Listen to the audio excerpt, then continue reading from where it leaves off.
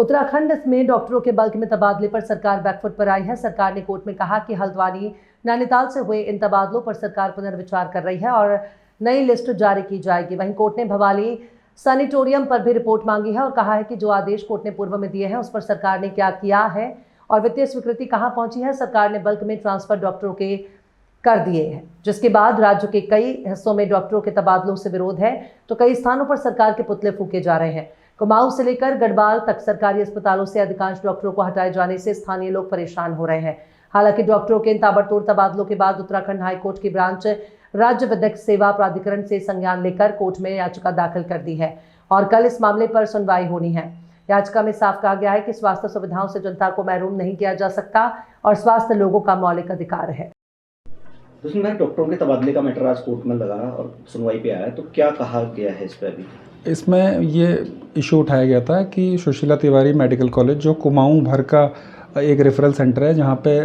पूरे पहाड़ से पेशेंट्स रेफ़र होकर आते हैं, वहाँ से 16 सुपर स्पेशलिस्ट डॉक्टर और जो मेडिकल कॉलेज की फैकल्टीज़ भी हैं, तो उनको वहाँ से स्थानांतरित कर दिया गया था बगैर उनके प्रतिस्थानी के, यानी कि इक्वल क्वालिफिकेशन के डॉक्टर्स को वहाँ लाए बिना उनका स्थानांतरण कर दिया गया, जिससे वहाँ की व्यवस्थाएं चरमराने की आशंका है। और जैसे कि गायनेकोलॉजी डिपार्टमेंट में मात्र 2 ही डॉक्टर अब बचे हैं, जबकि मानकों के अनुसार उसमें 15 डॉक्टर कम से कम होने चाहिए। तो इस सब की वजह से मेडिकल कॉलेज में पेशेंट्स को प्रॉब्लम होने की आशंका थी। और इसी तरह से बीडी पांडे हॉस्पिटल नैनीताल में भी, जिसको गवर्नमेंट ने स्वयं मल्टी स्पेशलिटी हॉस्पिटल बताया हुआ है,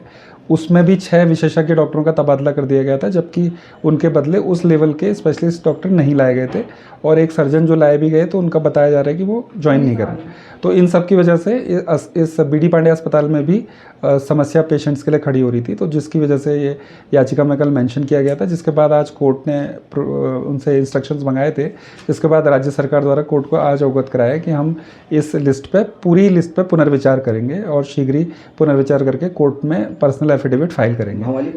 हाँ, साथ ही इसमें क्योंकि इस याचिका में पूर्व में भवाली में एक मल्टी स्पेशलिटी अस्पताल बनाने को लेके डायरेक्शन हुई थी, जिसको लेकर राज्य सरकार ने पूर्व में आश्वासन दिया था और जिसके बाद इसमें प्रपोजल भी बना था। तो उसके बाद अभी तक इसमें बजट एलोकेशन नहीं हो पाया, तो कोर्ट ने सेक्रेटरी मेडिकल हेल्थ का एक एफिडेविट नेक्स्ट डेट पे दाखिल करने के लिए कहा है, जिसमें वे बताएंगे कि अभी तक कितनी बजटरी एलोकेशन भवाली के प्रस्तावित सुपर स्पेशलिटी अस्पताल के लिए हो गई है और कब तक उसका कंस्ट्रक्शन होने का प्लान है।